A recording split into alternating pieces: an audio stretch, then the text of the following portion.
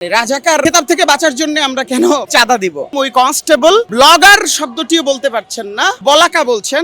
জুলাই ঐক্য অটুট থাকুক, ইনকিলাব জিন্দাবাদ। সব সংবাদকর্মী আমরা যারা তৎকালীন সময়ে একদম তরুণ সংবাদকর্মী ছিলাম, কেউ প্রথম আলোতে কাজ করতাম কন্ট্রিবিউটর হিসেবে, আমি কাজ করতাম তৎকালীন সময়ে আমাদের সময়ে, দৈনিক আমাদের সময়ে।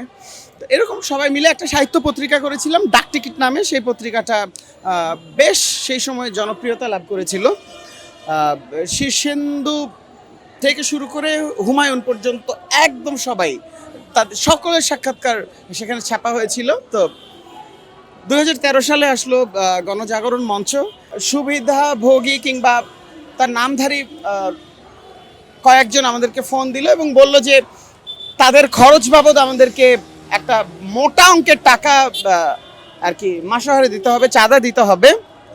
চাঁদা না দিলে তারা লাল তালিকাভুক্ত করবে এবং রাজাকার হিসেবে আমাদেরকে আখ্যায়িত করবে, শাহবাগে আমাদের মানে নাম তালিকাবদ্ধ করে দিবে। এটা 13 সালের কথা বলছি। আমরা কোনোভাবেই সেটা রাজি হইনি, কারণ আমার মামা জনাব আব্দুর রাজ্জাক তালুকদার, তিনি বরিশালের অন্যতম মানে কি বলবো বীর মুক্তিযোদ্ধা এবং তিনি মৃত্যু অবধি সেই সময় চেয়ারম্যান ছিলেন ক্ষুদ্রকাঠি ইউনিয়ন পরিষদের। আমার বাবা তিনিও মুক্তিযুদ্ধের পক্ষের মানুষ, আমরা সকলেই মুক্তিযুদ্ধের পক্ষের মানুষ, কিন্তু আমরা কেন মানে রাজাকার মানে খেতাব থেকে বাঁচার জন্য আমরা কেন চাঁদা দিব? তো সেখান থেকেই মূলত ক্লাসটা শুরু। মূলত মমিন মেহেদি নামে একজন ব্যক্তি, তিনি আমাদেরকে টার্গেট করেছিলেন বা আমাদের কাছ থেকে কিছু 2 পয়সা কামাতে চেয়েছিলেন, আমরা দেইনি। বারবার এই বিরক্ত করার পর 2015 সালে এসে আমরা যখন মানে আমাদের নিজস্ব অফিস, মানে আমাদের পত্রিকা অফিস ছিল হচ্ছে মিরপুর ডিওএইচএস থেকে একদিন হুট করে আমাদের প্রকাশককে সন্দেহভাজন হিসেবে আটক করা হয় এবং তার আটকের খবর শুনে পরদিন সকালবেলা আমরা সম্পাদক, আমি ডাকটিকিটের প্রতিষ্ঠাতা সম্পাদক, তো ডাকটিকিটের যারা আমরা সম্পাদক মণ্ডলীর সদস্য, আমরা সবাই একসাথে হলাম জরুরি বৈঠক যে প্রকাশককে কেন, আমাদের প্রকাশক তিনি একজন ব্যবসায়ী মানুষ, বাংলাদেশ বেতারের তালিকাভুক্ত একজন উপস্থাপক, তিনি কেন তাকে মানে আটক করা হবে। আমরা যখন মিটিং করছি তখন আবারও পুলিশ আসলো, 2-3 গাড়ি পুলিশ এসে আমাদেরকে উঠিয়ে নিয়ে যাওয়া হলো এবং আমাকে চোখ বেঁধে ফেলা হলো, চোখ বেঁধে ঘোরানো হলো। পেটের কাছে খুবই তীক্ষ্ণ কোনো কিছু একটা, আমি জানি না, ছুরি কিংবা মানে বন্দুকের মাথা হতে পারে, হোয়াট এভার, ধরে বলা হলো স্যার বলাকা স্যার ফালায় দেন স্যার। বলাকা মানে কি ঠিক বোঝার চেষ্টা করছিলাম, পরে বুঝলাম ওই কনস্টেবল ব্লগার শব্দটিও বলতে পারছেন না, তিনি বলাকা বলছেন। ওকে, তো আমার ঘুরিয়ে আতঙ্ক সৃষ্টি করে তারপরে একটা জায়গায় নিয়ে যাওয়া হলো, কোথায় আমি নিশ্চিত না। সেখানে অনেক লোক, 32-33 জনের মতো একটা সেলের ভিতরে গাদাগাদি অবস্থা।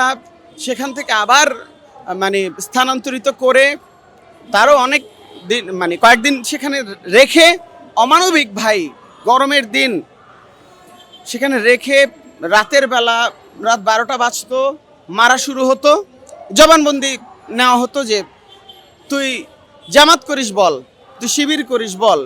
শুয়ে আমাকে শোয়ানো হতো, হাঁটুর উপরে একজন দাঁড়াতো আর পায়ের তলায় পিটাতো একজন। ডান কান দেয়ালে রেখে বাম কানে ঘুষি মারা হতো যাতে সরে যেতে না পারি, ঘুষিটা বসে এবং কষে ঠিক মতো। এভাবে চলার পরে আমি অসুস্থ হয়ে পড়লাম। তারপরে আমাকে আবার স্থানান্তরিত করা হলো, সেটা ছিল হচ্ছে থানা থেকে যখন আমাকে মানে কোর্টে সোপর্দ করা হলো, আমাকে জামিন নামঞ্জুর করে রিমান্ড দেওয়া হলো। রিমান্ডের নামে অকথ্য নির্যাতন, আমার পরিবারে ফোন দেওয়া হলো, আমাকে মেরে ফোন কলে আমার সাউন্ড শোনানো হতো। আম্মা আব্বা, তো আমার বাবা এমনিতে হার্টের পেশেন্ট, রিং বসানো তার, তিনি মানে শয্যাশায়ী হয়ে গেলেন। এক রাতের ভিতরে প্রায় 2.5 লক্ষ টাকা ম্যানেজ করে, ঘরে কতটুক টাকা থাকে বলেন, দেয়া হলো যেন আমাকে না মারা হয় অন্তত, তারপরেও মারা হলো। তারপরে কারাগার, 102 দিন কারাবাসে ছিলাম আমি 2015 সালের 1 নভেম্বর থেকে 2016 সালের 10 ফেব্রুয়ারি পর্যন্ত। আমার ফেসবুক আইডি তৎকালীন ডিবির এডিসি, আমার নামটা এই মুহূর্তে মনে পড়ছে না, ফর্সা করে খুব ইয়াং মানুষ, তিনি আমার ফেসবুক পাসওয়ার্ড, ফেসবুক পেজে সকল কিছুর অ্যাক্সেস নিয়ে নিলেন। তারপর থেকে মূলত আমার অ্যাক্টিভিজমটা কমে গেল, লেখালেখি তো একদমই বন্ধ হয়ে গেল। তারপর থেকে আমি জোকার নাহিয়ান হয়ে গেলাম। বের হওয়ার পরে ওই যে বাবুরাম সাপুরে কোথা যাস বাপুরে, সুকুমার রায়ের ওই 2 লাইনের মতো, যে সাপের চোখ নেই নাক নেই, ছোটে নাকো হাঁটে নাকো ছোটে না, কাউকে সে কাটে না, আমি সেই সাপটি হয়ে গেলাম।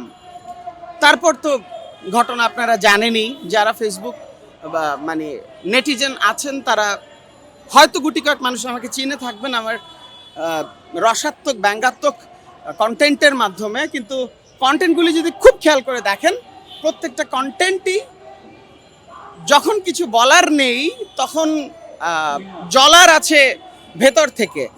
সুতরাং বিজয় সরণি সিগন্যাল, এই জ্যাম, তীব্র জ্যাম, মিরপুর সমুদ্র সৈকত, জলাবদ্ধতা, বিপিএল এর নামে যে ইটা চলছিল, দুর্নীতিটা কিংবা মানে অশ্লীলতার একটা ছড়াছড়ি শুরু হয়ে গিয়েছিল, সেই জায়গাটাকে একটা ব্যঙ্গাত্মক মাধ্যমে কিন্তু অরাজনৈতিকভাবে যেভাবে ভাই কায়দা করে বেঁচে থাকা যায় বেঁচে ছিলাম, কিন্তু শেষ পর্যন্ত পারতাম না।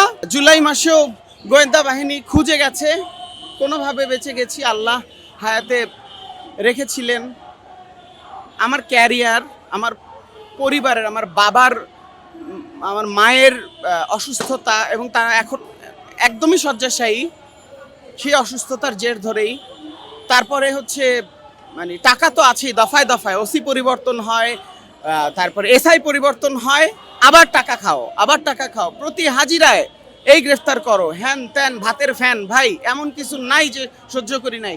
5ই আগস্ট অবশেষে আমাদের সেই দিনটা আসলো ঠিকই, রক্ত ঝরিয়ে আসলো। একদম সরাসরি যারা গণহত্যার সঙ্গে জয়ী, অবশ্যই আমি তাদের সর্বোচ্চ শাস্তি চাই। সেটা যদি ওয়েস্টার্ন কান্ট্রিতে হতো, সেখানে ফাঁসি নাই কিন্তু আমরণ কারাদণ্ড আছে, বা সেখানকার অনুযায়ী সর্বোচ্চ শাস্তি তারা পায়, গুলি করে মেরে ফেলা আছে, আর যে কোনো যেটাই হোক।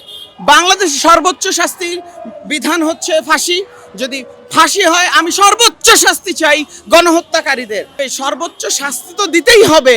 নিষিদ্ধ তো একটা লজিক্যাল সিকোয়েন্স, এটা যৌক্তিক, যেখানে একটি দল, তার শীর্ষ নেতারা, তাদের শীর্ষ ব্যক্তিত্বরা সর্বোচ্চ শাস্তি পাবে, সেই দল নিষিদ্ধ হবে, এটা যৌক্তিক, এটা মুখে বলার কিছু নাই। ধন্যবাদ। জুলাই ঐক্য অটুট থাকুক, ইনকিলাব জিন্দাবাদ।